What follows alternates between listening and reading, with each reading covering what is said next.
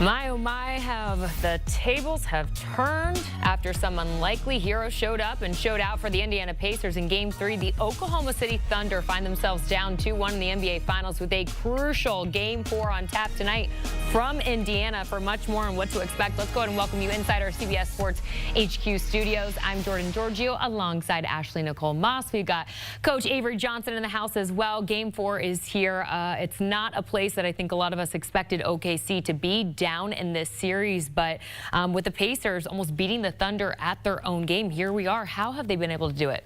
I just think it's a few things. The team effort of the Pacers as a whole, the credit again I have to give to Rick Carlisle for being a phenomenal, maybe underestimated coach in this series. I think a lot of people are very familiar with Rick Carlisle of the Dallas Mavericks, Dirk, the Big Three, but you know, you go to Indiana, you fly under the radar a little bit. Also, this is a team that has struggled in previous seasons, so maybe a lot of people weren't thinking that Indiana could be at this point despite him. But I think, look, it's also doing what OKC does so well to other teams to them, and that is forcing turnovers, capitalizing off of the forced turnovers of the Oklahoma City Thunder. And I think also just the great bench play of this Pacers team, being able to have offensive sparks but also defensive stops, especially down the stretch in the clutch. I mean, we talked about it yesterday. Outscoring OKC in the fourth, 32-18, is a big deal, especially when you talk about the NBA Finals, Coach.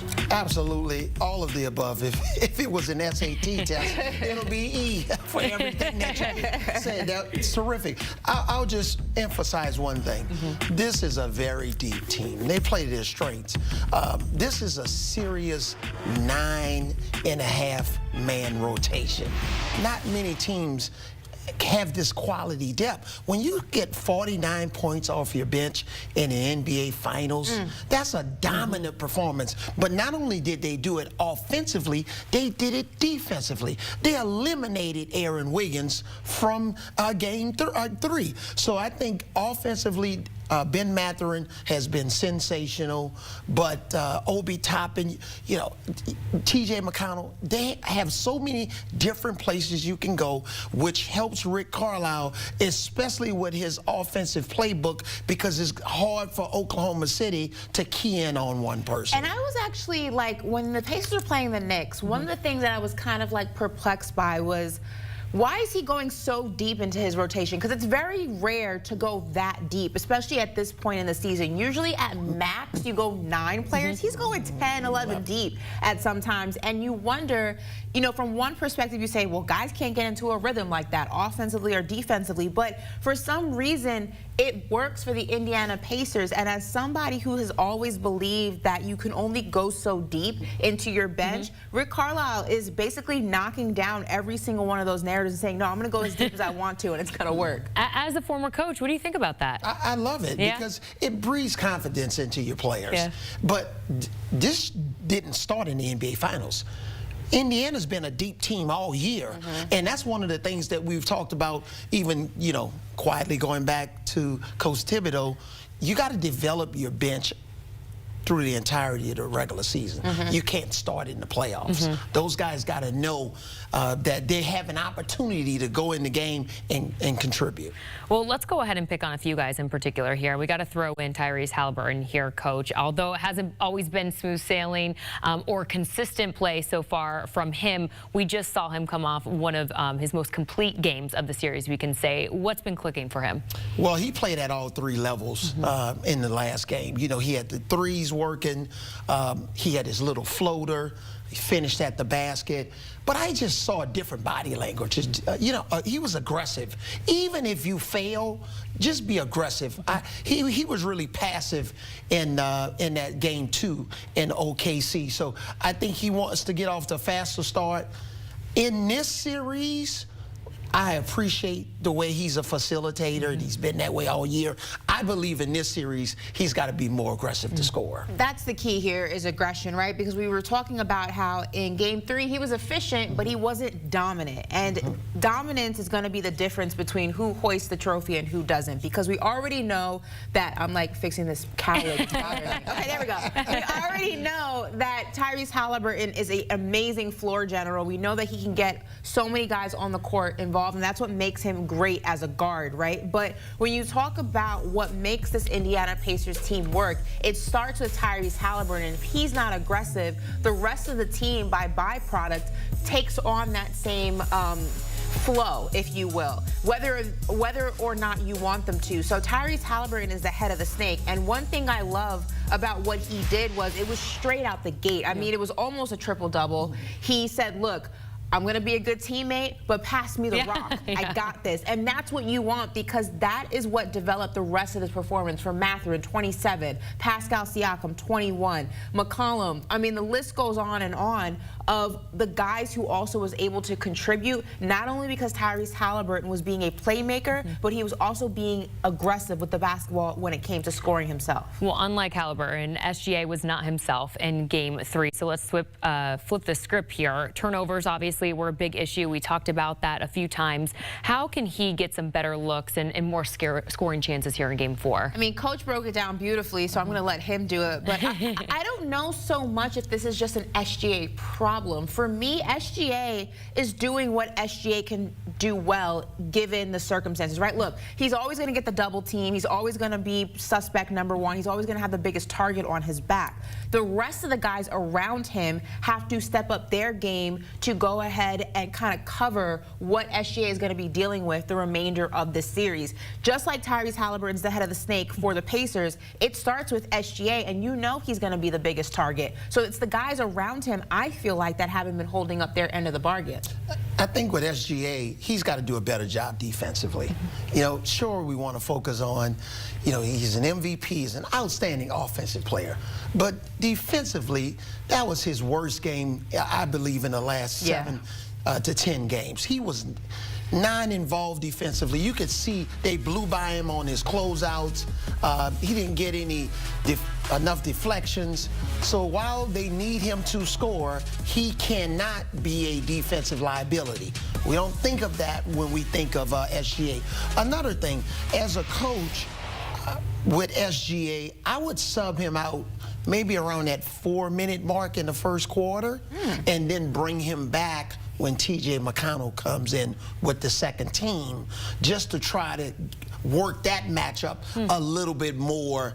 And when Ben Mathurin's on him, force McConnell to switch on him instead of having SGA out when the second team is in. So, and this idea that he's tired or he's fatigued, please. They had 2 days off in between the game. Go get an IV shot it, or do something. And also, he's 12 years old. So, he's got the energy. It kind of helps. But also the pick and roll coach, I feel like they were getting absolutely cooked on the pick and roll. And I'm interested to see what adjustments are made going into Game 4, because although what we're seeing is worrisome, and Coach and I have been having conversations like, I don't know, like we're kind of leaning towards a certain way.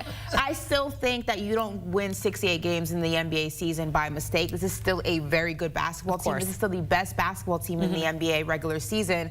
They need to just play like the team that they played, that they were and they are, versus the team that's shown up so far in this series. Coach, you brought up Ben Mathurin. We mentioned it off the top, obviously. The Pacers can thank the play of their bench for getting that Game 3 win. But if you're OKC, how can you do a better job of containing the Pacers' success coming off the bench in Game 4? Well, the best thing with a guy like Ben Mathurin is when he's one pass away, you got to deny him the basketball.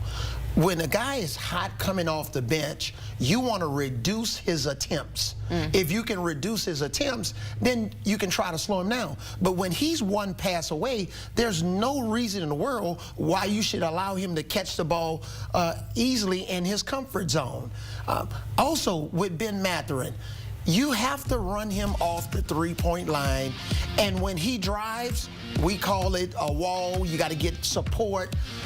You cannot allow him just to overpower Aaron Wiggins in a one-on-one situation.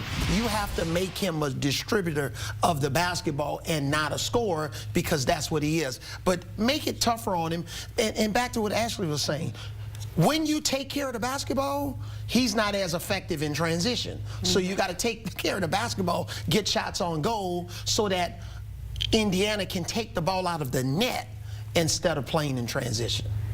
You want to follow that up? No, everything Coach said, and I think, look, when you go back to Game 3 specifically, when we're going to SGA, he did not have a good fourth quarter. It was a non-factor fourth quarter, if you will, which is why I feel like this may be the reason why, this may be more of a reason, I should say, why it is a responsibility of the other guys on the floor, Chet, Jalen, Caruso, whoever's on the floor with SGA, you have to step up your game, because SGA is constantly going to be a target. He's going to continue to be a target in this series. He's going to be a target in Game 4 more than he was in Game 3, because the Pacers can taste blood. It's in the water. They're 2 games away from the NBA Finals.